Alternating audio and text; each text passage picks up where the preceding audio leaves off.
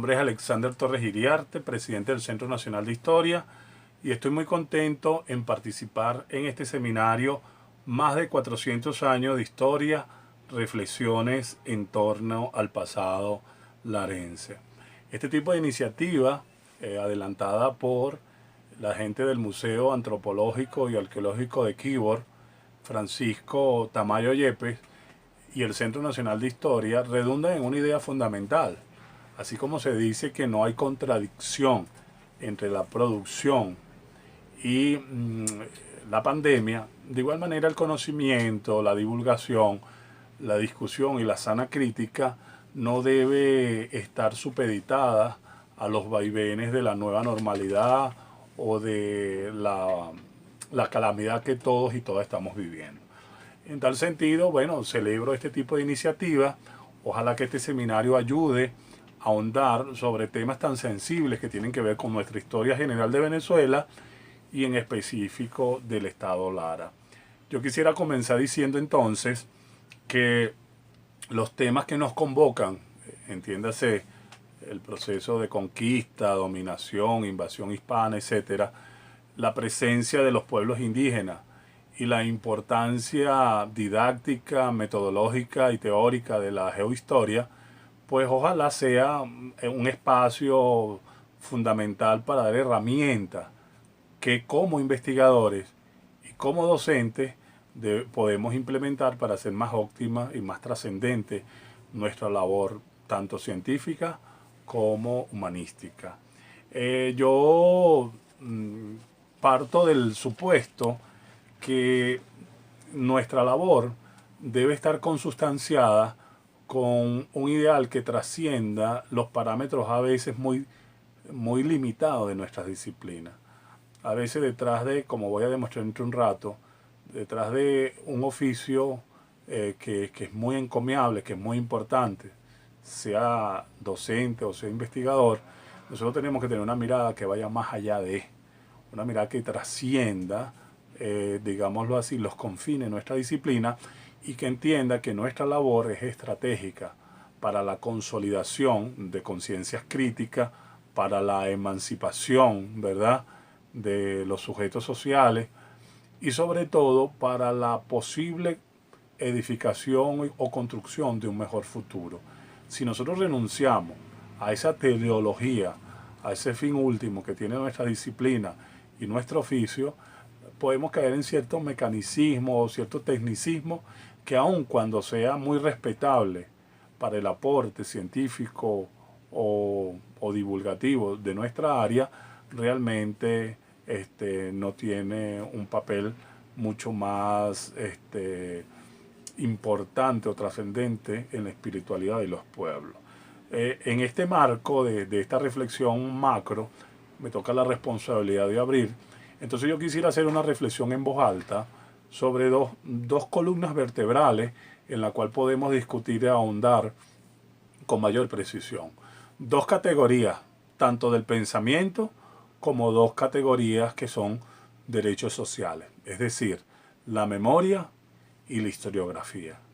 La memoria entendida así como un macro concepto muy susceptible del estudio de las ciencias sociales, pero también como el derecho que tienen los pueblos de revivir, de representar su memoria colectiva. Y la historiografía, entendida no solamente como la escritura de esos acontecimientos trascendentales, sino entendido como la correlación existente entre los hechos que ocurrieron o que pudieron ocurrir y la conciencia colectiva de los individuos. Entonces yo voy a tener dos variaciones en mi intervención para llegar a una conclusión que espero sea propiciatoria para una discusión con mayor detenimiento. Variaciones sobre la memoria y cómo yo lo vinculo con la historiografía, hacer una rápida caracterización del paradigma historiográfico dominante venezolano y un cierre sugerente, un cierre no conclusivo que apunte hacia allá. Lo primero es que arrancaría con una frase de un gran pensador que invito a leer o a releer con fruición, con detenimiento, que se llamó Benjamin Walter Benjamin. Este pensador alemán llegó a decir en un momento que solo tienen derecho a encender en el pasado la chispa de la esperanza aquel historiador, agregaría yo historiadora, educador o educadora, traspasado por la idea que ni siquiera los muertos están a salvo del enemigo, si éste vence. Y este enemigo no ha dejado de vencer. Cierro la cita de Benjamin. Resalto la idea, la chispa de la esperanza, porque la historia y la memoria no tienen nada que ver, o no solamente tienen que ver con el pasado, tienen que ver con el presente y con la posibilidad de un porvenir mejor. Ahí está la carga esperanzadora de la historia. Otro pensador, E.H. Carr, llegó a decir palabras más, palabras menos, que la historia es memoria y es esperanza.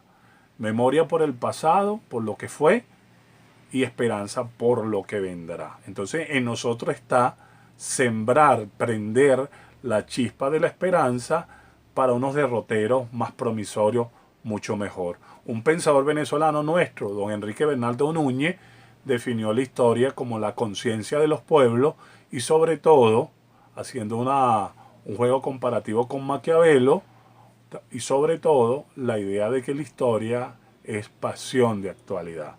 Y esta idea de pasión es interesante porque defenestra, derriba aquella visión objetivista de que el historiador tiene que mantenerse inmaculado, pulcro, neutral ante los acontecimientos. Un pensador, un gran historiador cubano, que escribió un libro en los años 80 llamado Manuel Moreno Fraginal, un libro que se llama Historia como Arma, este de Editorial Crítica de 1983, Barcelona, España, llegó a decir que ningún historiador debe ser un castrado intelectual. Es decir, a pesar de que somos pacientes trabajadores de la humedad, el polvo y la polilla, nuestra labor trasciende, pues como ya dijimos, los parámetros meramente técnicos a los cuales está acotado nuestra disciplina. Yo creo, y aquí arranco con la idea de la memoria, que hay un proceder, consciente o inconscientemente, muchos dicen que inconscientemente, que es propiciador del olvido. Es decir, todo conspira para que no recordemos de dónde venimos, y al no recordar de dónde venimos no sabemos dónde estamos y no tenemos la proyección posible para un futuro mucho más emancipado, ¿no?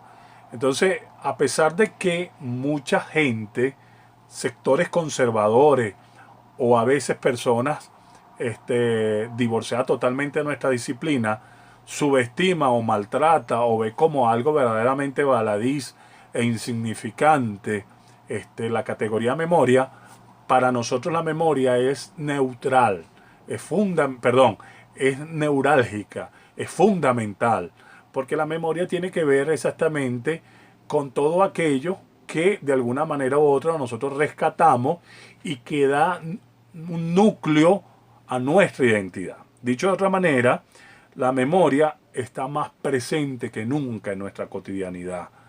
Cuando uno ve con detenimiento cómo se mueve el parlamento, la asamblea, la prensa, los libros, ve películas, se da cuenta que ahí está presente la memoria. Bien sea como forma de conocimiento, bien sea como relato o bien sea como tarea del pensamiento.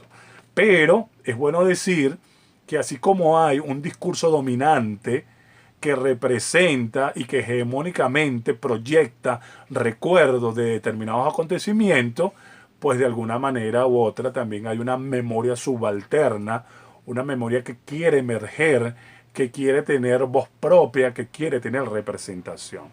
Entonces, aquí estamos nosotros convocados fundamentalmente a una relectura y un cuestionamiento de esa visión de la memoria y de la historia tradicional que sofoca la participación popular, que invisibiliza a actores o actrices que también son constructores de sociedades, pero que la historia dominante los somete al olvido, a la amnesia convenida o al ostracismo.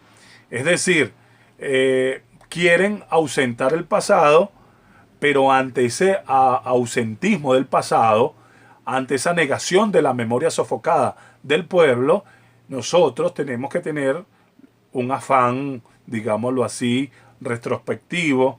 Tenemos que entender que la memoria es una necesidad y tenemos que luchar por darle una dimensión categorial, es decir, la memoria como conocimiento bien hecho, ¿no? Entonces, cuando uno ve el género de testimonio, la novela histórica, lee filosofía o ensayo, está muy presente la memoria. Pero hay que decir varias cosas sobre la memoria. Primero, la memoria, aun cuando sea muy individual, aun cuando sea muy particular, muy personal, es indisoluble, es indivorciable de la memoria colectiva. Y esto es muy importante. A pesar de que existe una soledad del yo interior, aunque existe una voz interna que me habla, esa voz no se construye o está imposibilitada de construirse sin ellos, sin el otro, sin mi igual.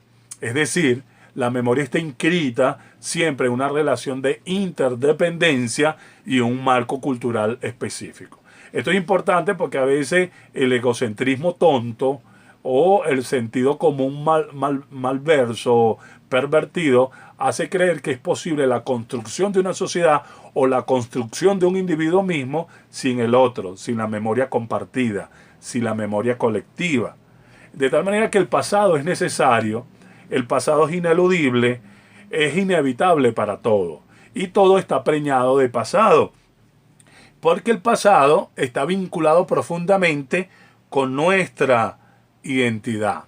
El pasado es el que le da sentido, es el que dota de sentido al presente y dota de sentido también la posibilidad del futuro. Por eso debemos reaccionar contra aquellos que dicen que dejemos el pasado atrás, que sepultemos el pasado, que a lo pasado pisado, porque detrás de eso hay también la idea de un presentismo hedonista que niega que nosotros somos una construcción histórica, que somos una construcción social y que esa construcción social parte exactamente de un proceso y no hay proceso sin pasado, no hay proceso sin presente y no hay proceso sin futuro. Somos seres dialécticos, intercambiantes, interactivos, identitarios, permanentes. Entonces, la trampa de algún sector de la derecha o de los sectores más conservadores que consciente o inconscientemente niegan la historia y la memoria, es creer que el pasado es algo fijo también. Y eso es una trampa. El pasado es movedizo. El pasado vive permanentemente reactualizándose, revisitándose. Hagamos un ejemplo con los recuerdos. Nuestros recuerdos no son un conjunto de datos metidos en una alacena, ahí inertes, inermes. ¿No? Nuestros recuerdos son reconstrucciones permanentes, son nuevas y cambiantes situaciones de nuestra propia subjetividad, pero que vive permanentemente, digámoslo así, en un proceso reconstructivo. Y si entonces nuestras relaciones con el pasado no son nunca fijas y neutras, entonces comenzamos a entender que la dialéctica, lo cambiante y lo contradictorio está en la memoria. Entonces, en síntesis, el pasado capitaliza la identidad, tanto individual como colectiva, y nosotros tenemos que socializar entonces memorias distintas, alternativas a la memoria dominante. Experiencias, recuerdos, traumas y éxitos de mi historia personal terminan siendo también un problema colectivo.